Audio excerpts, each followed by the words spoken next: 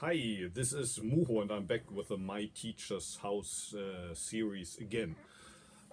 First, about one thing I said 2 days ago, what it feels to be 50. I was kind of making this comparison to when you hit a baseball. I never played baseball, but it's pretty big here in Japan, and when you hit the ball, probably in the beginning, you're not quite sure how far it's gonna fly, but at one point, when it starts to sink again, it becomes pretty obvious where the ball's gonna land. So maybe in the beginning, you think this is gonna be a home run, but at one point, you see, well, no, it's not gonna be. One person in the comment section 2 days ago commented, missing the home run doesn't matter at all. Which is, of course, right. It doesn't matter at all. And another guy, the comment is half in German, half in English. I'm gonna translate it into English. The future is always ahead of us. There's no difference between 30 and 50. Look at Boris Becker. Every 10 years, everything starts anew. A new wife, a new job, a new bankruptcy, a new divorce. New wife, a new job, a new bankruptcy, a new divorce. And all the time he's smiling and looking in the future with the same optimism. It's enlightenment. I love that comment. And in a way, of course, it's true that there's no difference between being 15, being 30, being 50. You're always living in the present. The past is past, and the future is always ahead of you. And it's all about the question, well, do you really live in the now? And only if you live in the now, you can also create tomorrow. What was in the back of my mind when I said those stuff that I said day before yesterday about being 50 is a famous quote by Confucius, the famous Chinese philosopher who lived around the time of the Buddha, 500 years before Jesus. He said something that's, well, you can find it on the internet. One translation of what he said about his own life. So he didn't say that about life in general. He said it about himself. But a lot of people that read it apply it maybe to their own life. It's especially famous in the West, in the East, but maybe in the West people also know this thing. He starts with, at 15, my mind was set on learning. At 30, I took my stand. At 40, I no longer had doubts. At 50, I knew the will of the heavens.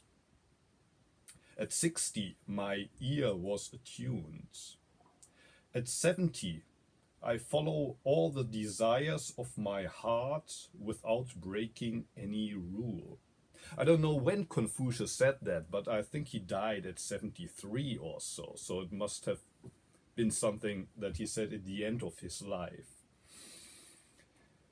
At 70, I follow all the desires of my heart without breaking any rule. It's often said that you should follow your heart, but probably many people who tried that realized that that's not so easy, because sometimes your heart tells you this and another time your heart tells you that.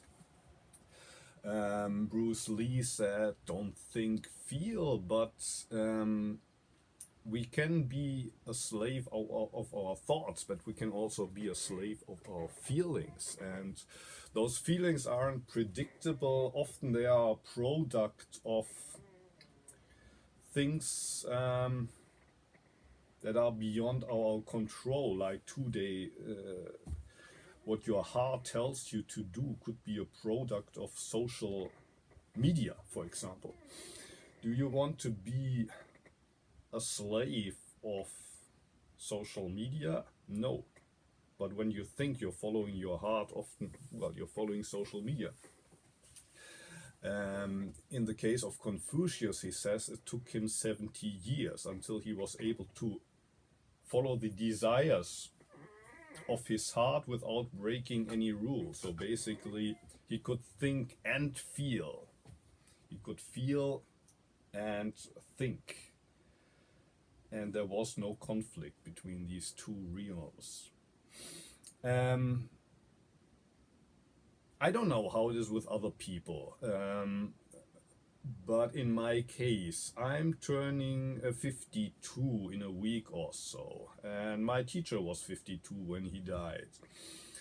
At this age, when I do Zazen, for example, tomorrow morning, at Sunday morning, I will sit again in the park. When I sit there on a Sunday morning, it doesn't feel so different from the time I did the same thing 18 years ago when I was 33. Zazen didn't feel so much different. And when I was 16 and I did it the very first time, also, I wouldn't say it was so much of a difference. So, of course, in that way, you could say it doesn't really matter if you're 15 or if you're 30 or if you're 50. When you do Zazen, you're sitting in the present. And even the stuff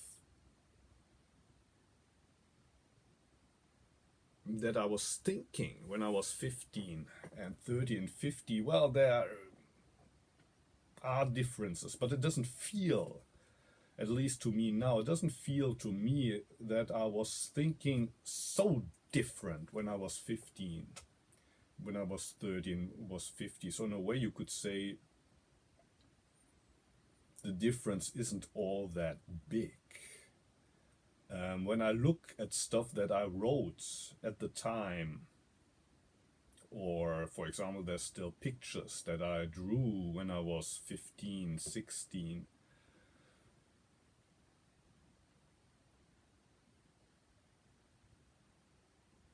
of course, there is a difference, but it's not so big. It doesn't feel so big. Like, for example, when I was 15 and people would have shown me stuff that I did when I was 10 or 12. At least from what I remember now, there was almost a kind of biological, how do you say, allergic reactions toward the thought is this was me last year, 2 years ago, 3 years ago. When I was young, every year there was this very strong feeling I'm not the same person anymore. Even like, for example, my parents or the relatives, they would say, oh, you grew and things like that. For me, I wasn't even the same person anymore. But right now, especially when I sit there on the cushion, I don't feel any difference between being 15 and being 50. But, and I think that's also a common experience. When you're 15 and you look at your parents and the uncles and aunts who are all in their 40s and 50s, and at the time you think there's this, of course you understand intellectually, one day I will also be just as old as that in 30 years. If I'm still alive, I will be as old as they are, but that's kind of almost like an impossible, speculation. In your heart, you think, no way will I ever be like my parents or my uncles and aunts, no way. But then this realization that you could also, like Confucius says, as at 50 I knew the will of the heavens. What is the will of the heavens? So for me, it's kind of this when you see the ball is going downwards, at age 50, you look at the mirror and you realize, oh, I look just like my parents in the pictures. When they were my age, I look just like my uncles and aunts. I start to talk like my uncles and aunts and like my parents. I start to behave like them. Even though I knew all the time that's exactly what I don't want to become. That's exactly what I don't want to turn into. And then you look in the mirror and you see that not only do you create life, and not only do you determine who you are gonna be tomorrow, but also life creates you. Life creates you, and you realize 30 years or even more you try to resist, but it's all useless. So in a way you could say that when at age 60 your ear is attuned, you stop resisting. You stop resisting life.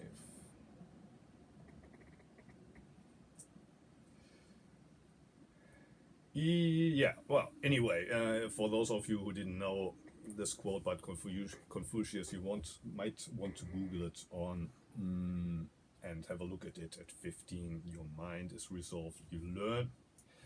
But in my case, this at 30, I took my stand. Around that age, I knew now I can leave my teacher. I found my teacher in my early 20s. But it took me almost a decade until I knew now I can stand on my own feet. And I started the group in Osaka. And then at age 33, when my teacher died, and it became clear pretty soon that I'm gonna be the next abbot of Antaiji. Honestly, I didn't feel ready for that. I knew. I somehow knew, well, that's gonna be my way, but I didn't know if I could do it. But then at age 40, I didn't have any doubts anymore, which means that for almost a decade I did have doubts. At 40, I didn't have the doubts anymore. And at 50, the will of the heavens sounds nice. You understand the will of the heavens. But for me, it's also the recognition. You look at the mirror and you see that image of that person that you actually never wanted to be. But then you realize that's also me. That's me as well. And of course, the future is always ahead.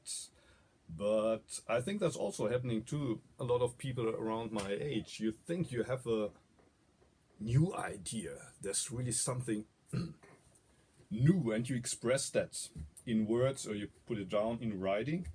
And somebody tells you, but yeah, nice, but that's what you said, yes, what you said last year as well. And you have a look at what you said last year and you realized, yeah, it's true. I'm starting to repeat myself without even noticing. So it could be that I said this stuff exactly the same way last year already. Sorry for those who have to listen to it for a second time. Let me continue with the interview with Edward that I did last year. Edward's first question today. When you returned to Antaiji, the chaos was still there. We're talking about 1997, after 2 years, one in Orinza Monastery, one in the Soto Monastery. And I came back to Antaiji. The chaos was still there. But do you think things make more sense as well? My answer, yeah. I felt that those parts that are chaotic are my job to fix. It's like the story of the father and the son in the Lotus Sutra. At first you think you are a guest in this house and you complain, but you eventually realize it was actually your house all along. I was like that son. So when Miyaula came up with this idea of no takuhatsu, it made sense to me at the time. So basically the idea, not only do we want to grow our own food, but we also want to pay the bills of the monastery without depending on donations and without going begging. So it's up to you who are living in Antaishi to think how you can both do intensive Zen practice, then be self-sufficient food-wise, but also make enough money to pay all the bills. When he came up with this idea, which eventually failed, this project, I thought, well, it made sense. It's like a koan. It made sense to me at the time, and I tried my best with the vegetables. I tried to be serious, so I tried to grow more vegetables than we need so that we could sell and make money with those vegetables. But it didn't work so well, and when the whole thing started with Watanabe, it even got worse. So for those of you who maybe are not familiar with the Lotus Sutra, I think that's true for a lot of Zen practitioners. Zen doesn't place too much importance on the scriptures. Bodhidharma is famous for saying that Zen is a transmission outside of the scriptures. So in most of the temples in Japan, and also it's, I think, a lot of the Zen centers in the West, there's some chanting done, but it's not that we say because it says here in the scriptures you have to believe that. And a lot of people who chant the sutras don't really think so much about the meaning of what it says in the sutras, at least here in Japan. I don't know how it's in the West. And in Japan, also some chapters of the Lotus Sutras are chanted. But to be honest, I never read through the whole Lotus Sutra from beginning to end, although there are English translations. But if you ask me, well, what importance does the Lotus Sutra have for you, then I would first come up with this metaphor of the father, the rich father and the poor son,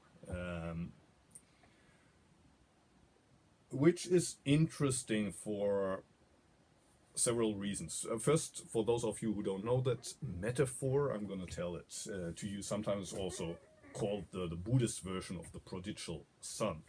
Basically, the story goes like this. There's a son, the only son of a very rich person. He's born in this rich house, but for some reason he gets lost. I don't know at what age, but he doesn't remember his home. He doesn't even remember his father.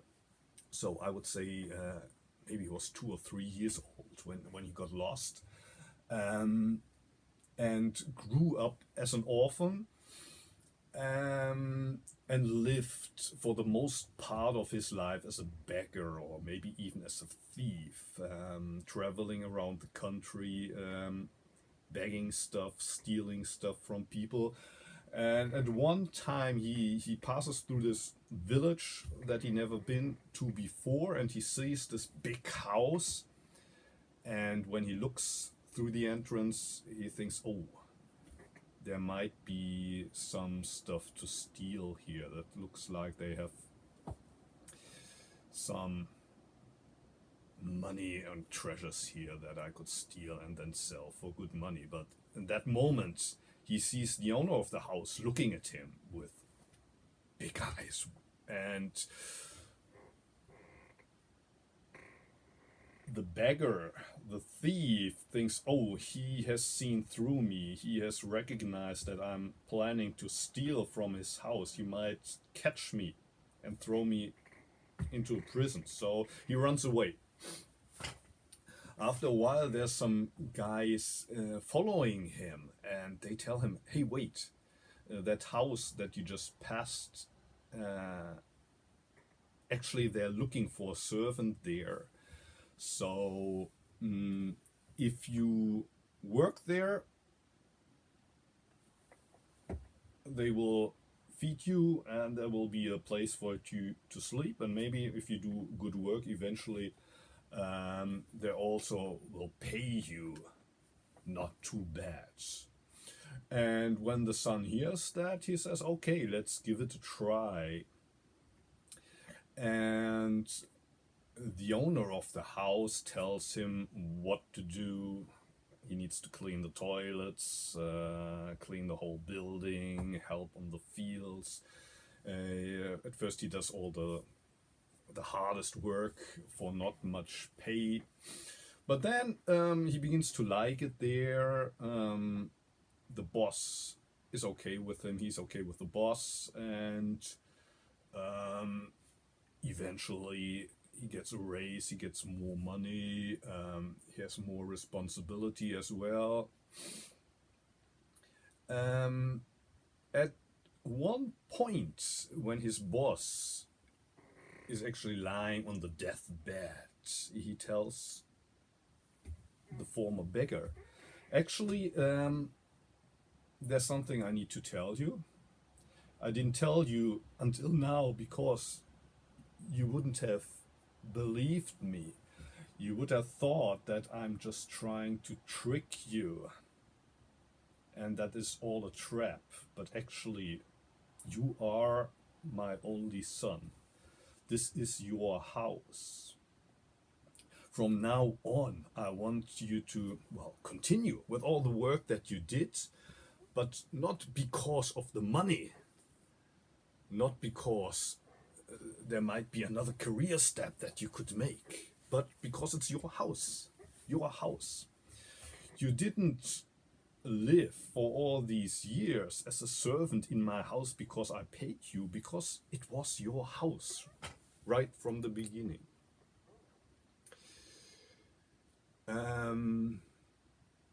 Well, that's a metaphor in the Lotus Sutra, what it means to be a bodhisattva. It's not that we practice as bodhisattvas to prepare ourselves to become Buddhas in the future and become better human beings, but because we are children of the Buddha. We are actually the owners of the house.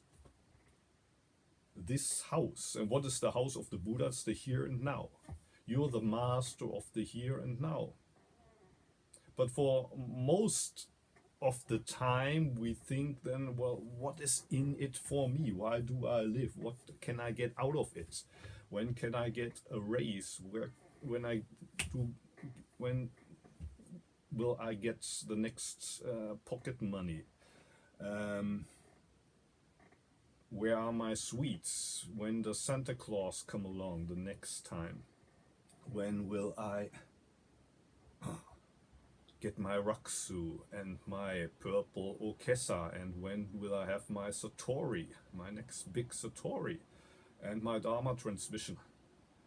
And once I have my Dharma transmission, I will have all these followers on YouTube, hopefully. And hopefully they all give me a thumb up.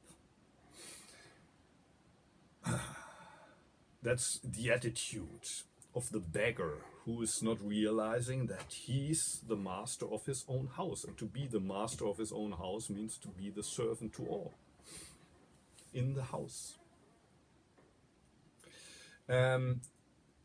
This metaphor is also interesting when you compare it to the metaphor of the prodigal son as it's used in the Bible. Probably more people, especially in the West, will know the example that's used by Jesus in the Bible. I think somebody asks him, "Why do you spend all this time with prostitutes and tax collectors and all these filthy people rather than with us who are proper practicing Jews, and we are practicing as good as we can the law of God, and now you go and preach the gospel to people who are very far away from that. Sinners. Why do you spend all this time with the sinners? And then Jesus comes up with this metaphor of a father, rich, very rich father, who has two sons. The first son does all what his father expects of him, and the second son, when he turns, I don't know, 18 or 20, he says, please, I don't want to wait until you die. Can you give me my inheritance right now? Can I have the money right now?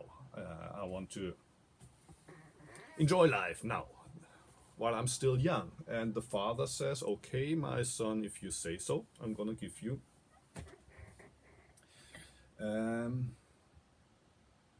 your inheritance right now. And the second son leaves with the money and enjoys himself, and every day is party time.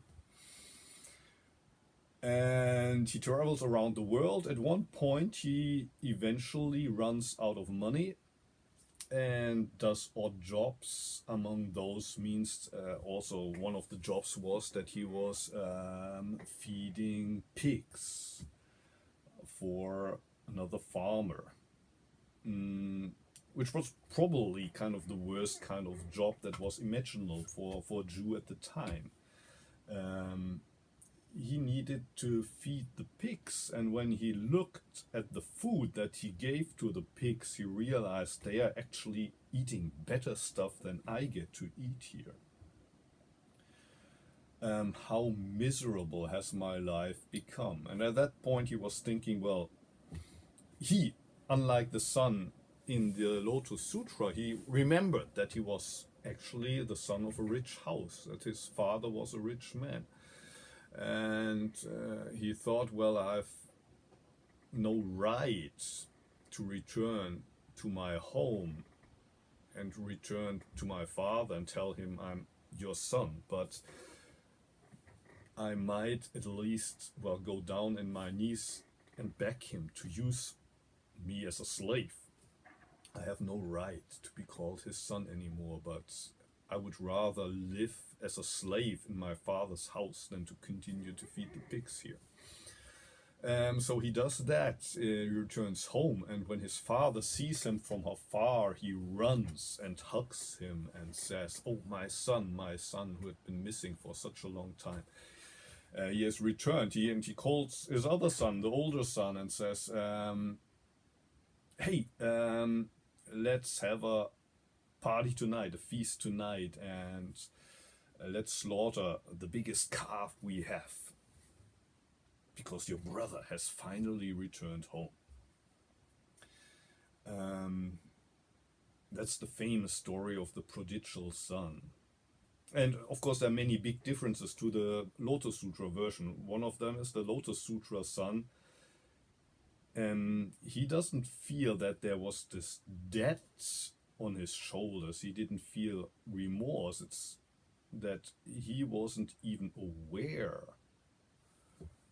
that he was the rich man's son.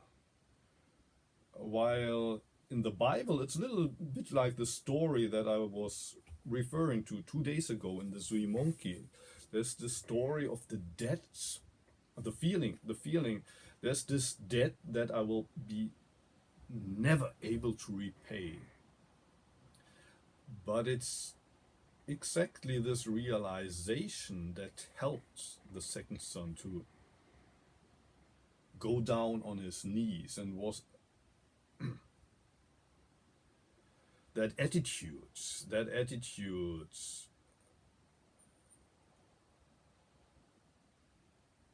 that, well, it's not that the father was waiting for him, but it's probably that attitude that is pretty close to the Christian mechanism of salvation. And that's why this story is so famous in Christianity. And when we hear about this second son, the son who returns to the Father, usually we relate it to ourselves. Interesting, I think, is the attitude of the first son, the oldest son. I'm quoting here from the New International Version that I find on the internet, BibleGateway.com. When the second son returns, the older son tells his father, "Look, all these years I've been slaving for you and never disobeyed your orders. Yet you never gave me even a young goat so I could celebrate with my friends. But when this son of yours, who has squandered your property with prostitutes, comes home, you kill the fattened calf for him." So that's the attitude of the older son. I've been working in your house all the time, and what did I get? What did I get? And well, interesting is what the father says to his older son. "My son," the father said, "you are always with me, and everything I have is yours." But we had to celebrate and be glad, because this brother of yours was dead and is alive again. He was lost and is found. "My son, you are always with me, and everything I have is yours." That's basically what the father says to the son in the Lotus Sutra. So basically, the son that appears in the Lotus Sutra has more in common with the first son in the Bible. The first son that is not in the spotlight. The Bible spotlight is on the second son. But I think in real life we carry in ourselves aspects of both sons. Sometimes there's also this feeling of debt that you can never repay. But then there's also this feeling, I've practiced all these years, all that much.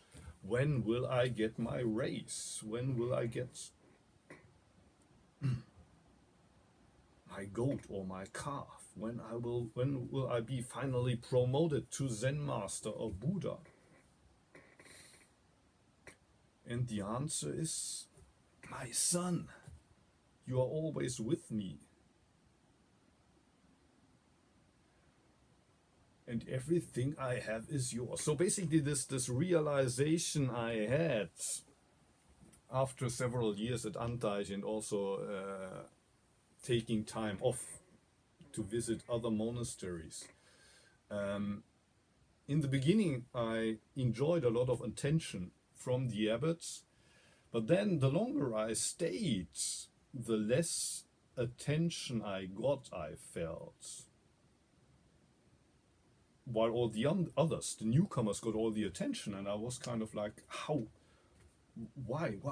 In the beginning, I got the attention from the teacher, I got advice, and now I get all these responsibilities, and I'm doing all this work for Antaiji, and I'm kind of wrecking my mind and trying to come up with an idea to even pay the bills for Antaiji. And no praise, no attention.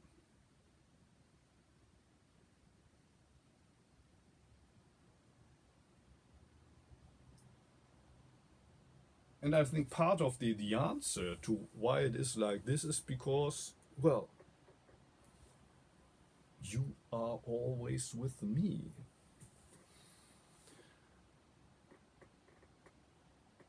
After a couple of years with the teachers, not in the beginning, even though you don't realize, it's a little bit like a parent-child relationship, but then you need to grow out of that. You are always with me, and all which is mine is yours. Don't you realize that Antaiji is your house? It's your house. You don't do that for me. You don't do that because I praise you. for the work you do. You don't get any pocket money for that, and you won't get promoted to anything. The only thing that's there to gain is the realization this was my house all along. So that's basically the story of the prodigal son, as you can find it in the Lotus Sutra. Yeah, the Lotus Sutra is, in Japan, it's a really important sutra, even outside, or especially outside Zen, in the so-called Nichiren sect, and in the West also, I think they have Soka Gakkai. For them, it's the only true sutra. The Soka Gakkai sect, and there's another sect in Japan, it's called Nichiren Shoshu, the true sect of Nichiren. They are in a way special in that they missionize. None of the other Japanese Buddhist sects, including Zen, missionize. When people come to you to ask for the Dharma, you show them whatever you can show, teach and practice with them, but it's not that you would go out and try to convince people to follow your idea what Buddhism is all about, what the Dharma is all about. But there are a few sects in Japanese Buddhism who do exactly that, so that are in a way a little bit like Christianity in that way. And when I do begging in the streets of Osaka, it sometimes happens every couple of weeks or so, I would say. So not too often, not all of the time. From time to time, when I chant the Heart Sutra, for example, somebody tells me, could you please stop chanting the Heart Sutra? You probably have heard that we are living in the end times, and there's only one sutra that's still, well, how do you say, powerful? Basically, the only true sutra this time, the only sutra that's able to save people in these times is the Lotus Sutra. So could you please chant the Lotus Sutra? And sometimes I engage with these people in discussions, and I was surprised when I told them, for example, at one point, I also have great respect for the Lotus Sutra and everything I find in there, especially the story of the father and son. That they didn't even know the story of the father and son in the Lotus Sutra. For them it was all about chanting Myoho Renge Kyo. I take refuge into the Lotus Sutra, but they didn't read through the whole sutra. Well, I didn't read through the whole sutra, but what they read of the Lotus Sutra didn't really correspond to what I read in the Lotus Sutra. Well, small fun fact. Let me continue with the interview. Edward then says, but the doubts you had before had gone. The doubts about Antaiji, and that it was not the right place for me, and that the teacher was not the right teacher for me. Those doubts that had driven me to Tofukushi and Toshinji. Muho answers, those had mostly gone. I didn't feel trapped mentally. When I came back, it was hard, but it was more about how do we run this place. There is this, I'm gonna see if I can find it on the internet right now. It's by Franz Kafka.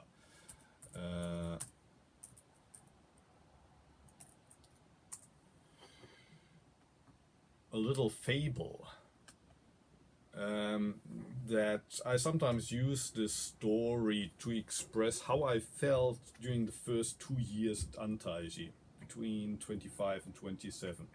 A little fable by Franz Kafka. I read it from Wikipedia. Alas, said the mouse, the whole world is growing smaller every day. At the beginning, it was so big that I was afraid. I kept running and running, and I was glad when I saw walls far away to the right and left. So that describes to a certain degree how I felt as a teenager. Then I found the way of Zen, and I finally found Antaiji, that monastery there deep in the mountains. And they had this schedule with lots of zazen and also work on the fields. I saw walls far away to the right and left. But these long walls have narrowed so quickly that I am in the last chamber already. And there in the corner stands the trap that I'm running into. You only need to change your direction, said the cat, and ate it up.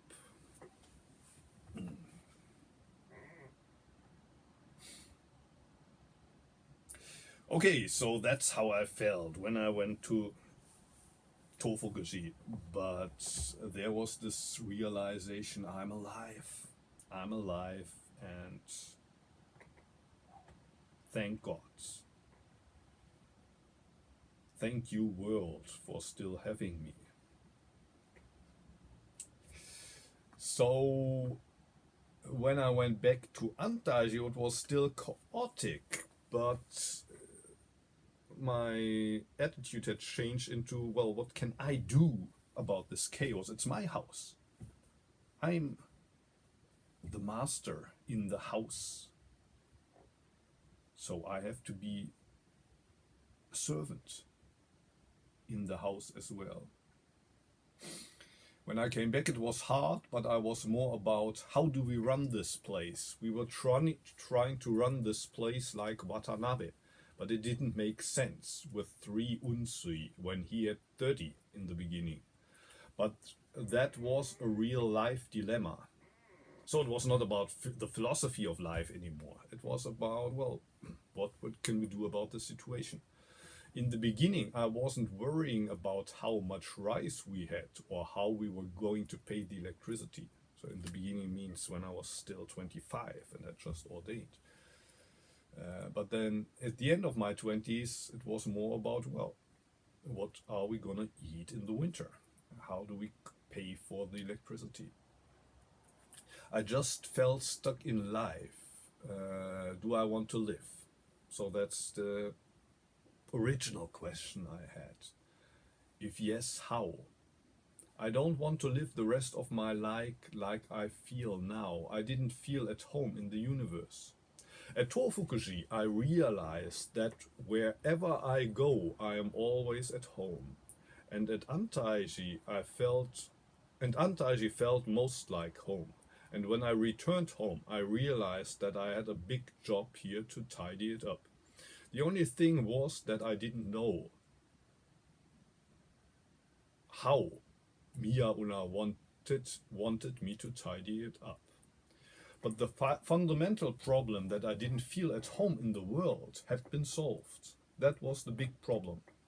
The problem that I didn't know how to organize that home was secondary. So I didn't feel trapped like that mouse anymore because the cat had swallowed me. Basically, Tofuguchi for me had played the role of that cat that swallowed me up. And from that point on, home was always here with me. Edward asks, how would you describe your relationship with Miyaura? My answer, it was never super close. I had the feeling that when I came back from Hoshinji, this guy S, one of my senpai who was about my age, maybe 1 year older than myself, he had ordained a couple of years before me, but when I had come to Antaiji, he had already left to study at a university in Tokyo.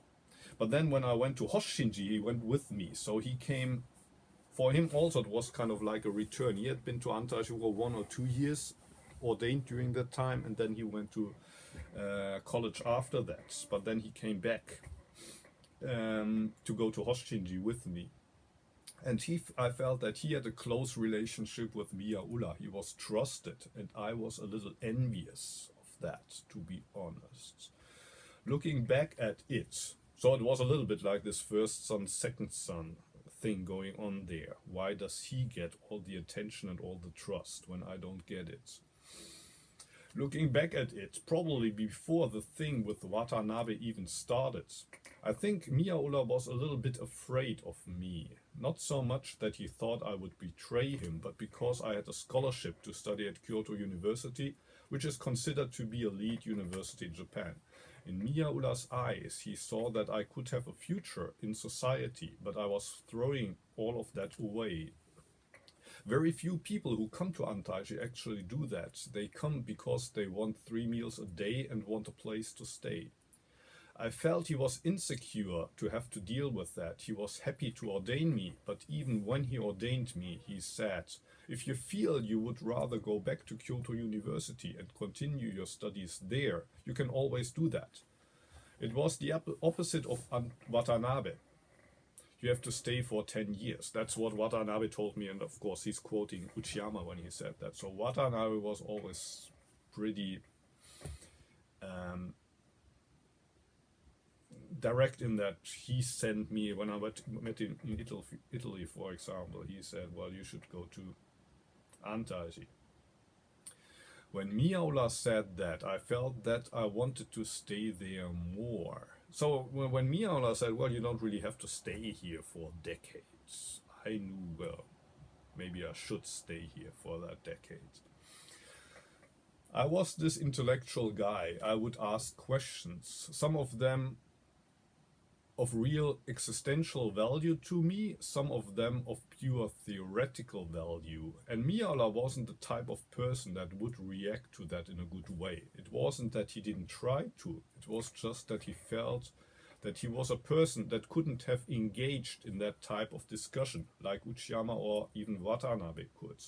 For me, I read in the books that it's not about theory. I had a Zen master there who is not an intellectual guy, but is a great example on the tractor or the power shovel. He's actually demonstrating it with his body. He's maintaining this place where I can sit for 1,800 hours a year. I have nothing more to ask. At least that's what I thought at the beginning. But after 2 years, I thought something was missing. And at Tofuguji, I realized it was this attitude of expecting something more. There was an illusion on my side. Like Uchiyama said, he thought he would become like Sawaki, where I thought that if I stayed at Antaiji for several years, I would become a good farmer, carpenter, or cook. Uchiyama somewhere, I think it's in the Dharma of Homeless Kodo, he says that, well, he had heard from his teacher Sawaki all the time, Zazen is good for nothing. It doesn't make you a better person. But until the end of Sawaki's life, even Uchiyama would somehow expect that he would become a stronger person through Zazen. A little bit more like his teacher Sawaki. And just like that, I thought that maybe I would become a more practical, skilled person. A good farmer, carpenter, or cook through Zen practice. And of course, living in Antaiji for several years, you learn a little bit in that direction, but you don't become a completely different person. I'm still this intellectual guy. I felt at the beginning that Mia Ulla was rejecting me a little bit because I was trying to prove I wasn't an intellectual. But still, I was. Even when I came back from Tofuguji, I was different to him. I was different, well, from my teacher. So there was always a certain distance, I would say.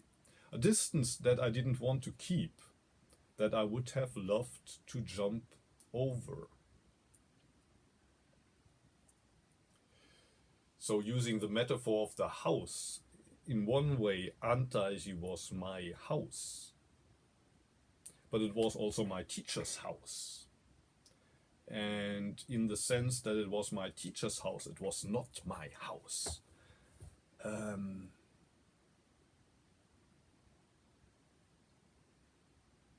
I had to realize that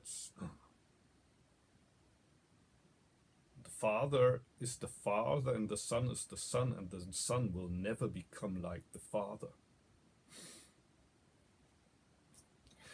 Edwards, but from a distance you were able to appreciate him in a new way. My answer, certainly. But I had the feeling that even though there were other guys who it was easier for him to get along with, in the end there was always this distance. Even when he seemed to have found someone who was like a body to him, after 2 years that would break again because of this insecurity he had. Edwards, it happened with S2, so this Dharma brother of mine, with whom I also came back to Hoshinji in 1997. My answer, yes. S had a certain idea about Antaiji, and Miyaula gave him some liberties, but at the end of the day he was criticizing him. S thought he did more than his best, and didn't deserve the criticism.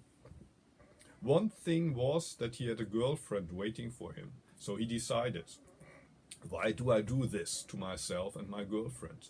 He had Dharma transmission already at the time, so he said, I'm going to leave and become a temple priest.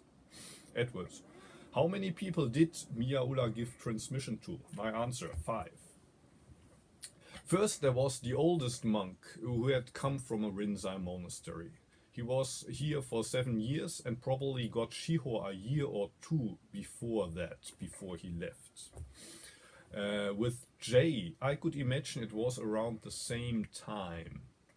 T left before he got transmission, but somebody told him that with your bad eyesight and hearing you can't get any other job. Get your transmission, so at least you can become a priest. So after a year or 2 he came back, and to my surprise he gave it to him. That was before I went to Tofukuji. So in the West we always have this idea of Dharma transmission being a really very exclusive thing. It depends also from teacher to teacher, but in most temples the father will give this to his son one point after he graduates from the Buddhist university. In the case of Antaiji it doesn't go that easy, but well, at least as is one example of one of my Dharma brothers. He had stayed in Antaiji for 7 years, left, and when he left he wasn't on very good terms with Miyaula, but came back a little bit like the prodigal son in the Bible, saying, sorry, can I have my Dharma transmission? And Miyaula gave it to him. That was before I went to Tofukuji. When I came back from Hoshinji with S, maybe a year or 2 afterwards, S, got his transmission a year after. I got mine 2 years before I left in 1999, soon after Uchiyama's death. Well, that doesn't really make sense because Uchiyama died in 1998. I think that's when I got my Dharma transmission. No, I got it in 1999. So I got mine 2 years before I left. I left in 2001. So yeah, I got my Dharma transmission in 1999. 1 year after Uchiyama's death. Okay, so much for today. I will put the link to the text of the interview with Edward below. For those of you looking for the quote by Confucius or the story of the prodigal son, I'm sure you will find it easily on the internet. Also the small fable by Kafka, if you Google Kafka small fable, you will find that as well. Okay, thank you for watching and have a nice day.